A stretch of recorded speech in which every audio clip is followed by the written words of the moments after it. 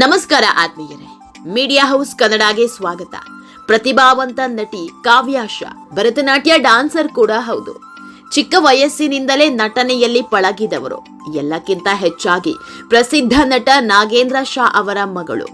ಪತಿ ಕೂಡ ಸಿನಿಮಾ ನಿರ್ಮಾಪಕರು ಮತ್ತು ಜಿ ವಾಹಿನಿಯಲ್ಲಿ ಕೆಲಸ ಮಾಡ್ತಾ ಇದ್ರು. ಅವಕಾಶಗಳೇ ಸಿಕ್ಕಿರ್ಲಿಲ್ವಂತೆ.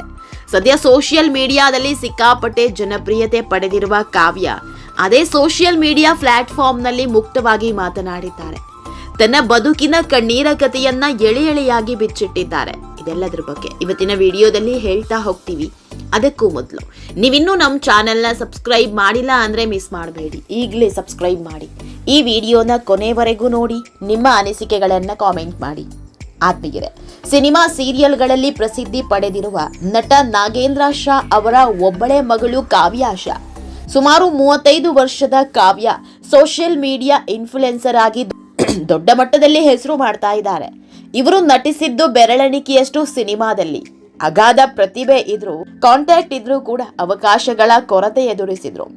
ಡ್ಯಾನ್ಸ್ ಕೊರಿಯೋಗ್ರಾಫರ್ ಆಗಿ ಕೆಲ ರಿಯಾಲಿಟಿ ಶೋ ಸಿನಿಮಾಗಳಲ್ಲಿ ಗುರುತಿಸಿಕೊಂಡ್ರು. ಹೇಳ್ಕೊಳ್ಳುವ ಅವಕಾಶ ಸಿಗಲಿಲ್ಲ. ಕಾವ್ಯಾಶ ಅವರು mister and Mrs Ramachari, Chakravyuha, Mukunda Murari, loud speaker, ಮೂಕಜ್ಜಿಯ ಕನಸುಗಳು ಸೇರಿದಂತೆ ಹಲವು ಸಿನಿಮಾಗಳಲ್ಲಿ ಪೋಷಕ ನಟಿಯಾಗಿ ಬಣ್ಣ ಹಚ್ಚಿದ್ರು. ಆದ್ರೂ ಬ್ರೇಕ್ ಅಂತ ಯಾವುದೂ ಸಿಗಲಿಲ್ಲ. ಪ್ರತಿಭೆ ತೋರ್ಸೋಕೆ ಅವಕಾಶ ಕೂಡ ಒದಗಲಿಲ್ಲ. ಖಿನ್ನತೆಗೆ ಒಳಗಾಗಿದ್ದರಂತೆ ಕಾವ್ಯ. ಮುಂದೆ ಹೇಗೆ ತಮ್ಮ ಬದುಕು ಬದಲಾಯಿಸಿಕೊಂಡ್ರು ಅನ್ನೋದನ್ನ ಸೋಷಿಯಲ್ ಮೀಡಿಯಾದಲ್ಲಿ ಶೇರ್ ಮಾಡಿದ್ದಾರೆ. ನಮ್ಮ ಅಪ್ಪ ನಾಗೇಂದ್ರ ಶಾ ಆಕ್ಟಿಂಗ್, ಡೈರೆಕ್ಷನ್ ಎಲ್ಲ ಮಾಡ್ತಾರೆ. ನೀವು ಕೂಡ ಅವರನ್ನ ಸಾಕಷ್ಟು ಸಿನಿಮಾ ಸೀರಿಯಲ್ಗಳಲ್ಲಿ ನೋಡಿರ್ತೀರ. ಈ ವರ್ಷ ಅವರು ಫಿಲಂ ಫೇರ್ ಅವಾರ್ಡ್ ಕೂಡ ನಾಮಿನೇಟ್ ಆಗಿದ್ರು. ಫಿಲಂ ಫೇರ್ ಅವಾರ್ಡ್ ನನ್ನ ಡ್ರೀಮ್ ಆಗಿತ್ತು. ಒಂದು ಕಾಲದಲ್ಲಿ ನಾನು ಬೆಳಗ್ಗೆ ಎದ್ದ ತಕ್ಷಣ ಪ್ರತಿದಿನ ಎದ್ದು ದೇವರ ಫೋಟೋ ನೋಡಿ, ದೇವರೇ ನನಗೊಂದು ಫಿಲಂ ಫೇರ್ ಅವಾರ್ಡ್ ಕೊಡಿಸಿ ಬಿಡಪ್ಪ ಅಂತ ಬೇಡಿಕೊಳ್ತಾ ಇದ್ದೆ. ಸೊ ನಮ್ಮ ಅಪ್ಪ ಫಿಲಂ ಇಂಡಸ್ಟ್ರಿಯಲ್ಲೇ ಇರೋದು. ಅಂಡ್ ನಾನು ಕೂಡ ಚಿಕ್ಕ ವಯಸ್ಸಿನಿಂದಲೇ ನಾಟಕಗಳನ್ನ ಮಾಡ್ತಾ ಇದ್ದೆ. ಭರತನಾಟ್ಯ ಕಲಿತಿದ್ದೆ ಮತ್ತು ನನ್ನ ಗಂಡ ಫಿಲಂ ಪ್ರೊಡ್ಯೂಸರ್. ಅವರು ಜಿ ಕನ್ನಡದಲ್ಲಿ ಕೆಲಸ ಮಾಡ್ತಾರೆ. ಇಷ್ಟೆಲ್ಲ ಚಿಕ್ಕ ವಯಸ್ಸಿಂದ ಕಾಂಟ್ಯಾಕ್ಟ್ ಇದ್ದು, ಚಿಕ್ಕ ವಯಸ್ಸಿನಿಂದ ಸಿನಿಮಾ ರಂಗದಲ್ಲಿ ಪಳಗಿದ್ರೂ ಕೂಡ ನನಗೆ ಅವಕಾಶಗಳು ಸಿಗ್ತಾ ಇರಲಿಲ್ಲ. ಇವಾಗ್ಲೂ ಕೂಡ ಸಿಕ್ಕಲ್ಲ. ಆಡಿಷನ್ಗೆ ಹೋದಾಗ ಎಷ್ಟೋ ಬಾರಿ ನಾನು ರಿಜೆಕ್ಟ್ ಆಗ್ತೀನಿ. ನನ್ನ ಧ್ವನಿ ಸರಿಯಾಗಿಲ್ಲ, ಪಾತ್ರಕ್ಕೆ ನಾನು ಸೂಟ್ ಆಗಲ್ಲ ಅಂತ ಇವತ್ತಿಗೂ ರಿಜೆಕ್ಟ್ ಆಗ್ತೀನಿ. ನನಗಿನ್ನೂ ಬೆಟರ್ ಅವಕಾಶಗಳು ಸಿಗಬೇಕು ಅಂತ ತುಂಬಾ ಜನ ನನ್ನ ಆಕ್ಟಿಂಗ್ ಸೀನ್ಸ್ ನ ಹೊಗಳ್ತೀರಾ, ಪ್ರಶಂಸೆ ಮಾಡ್ತೀರಾ. ಅಂದ ಹಾಗೆ ನನಗೂ ಕೂಡ ಹಂಗೆ ಅನ್ನಿಸ್ತಾ ಇತ್ತು. ಆಕ್ಟಿಂಗ್ ಚೆನ್ನಾಗಿ ಮಾಡ್ತೀನಿ, ಡಾನ್ಸ್ ಚೆನ್ನಾಗಿ ಮಾಡ್ತೀನಿ, ಕನ್ನಡ ಚೆನ್ನಾಗಿ ಮಾತನಾಡ್ತೀನಿ, ಇನ್ನೇನ್ ಬೇಕು ಅನ್ನಿಸ್ತಾ ಇತ್ತು. ಸ್ವಲ್ಪ ದಿನ ಡಿಪ್ರೆಷನ್ಗೆ ಹೋಗೋ ತರ ಅನ್ನಿಸ್ತಾ ಇತ್ತು.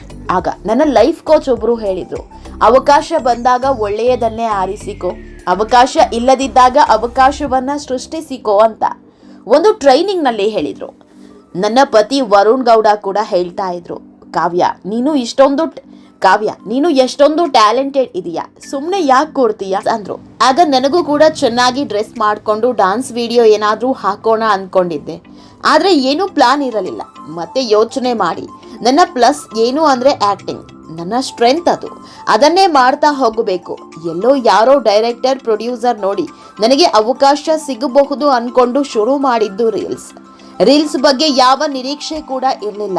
ಯಾವ ರೀತಿ ಮಾಡಬೇಕು ಅಂತ ಗೊತ್ತೂ ಇರಲಿಲ್ಲ. ಇಷ್ಟವಾದ ಪಾತ್ರಗಳನ್ನ ಮಾಡ್ತಾ ಹೋಗಬೇಕು ಅನ್ಕೊಂಡಿದ್ದೆ. ಇದಕ್ಕೆ ನಾನು ನನ್ನ ಗಂಡನಿಗೆ ಥ್ಯಾಂಕ್ಸ್ ಹೇಳಬೇಕು, ನನ್ನ ಲೈಫ್ ಕೋಚ್ಗೂ ಕೂಡ ಅಂದಿದ್ದಾರೆ ಕಾವ್ಯಾಶ.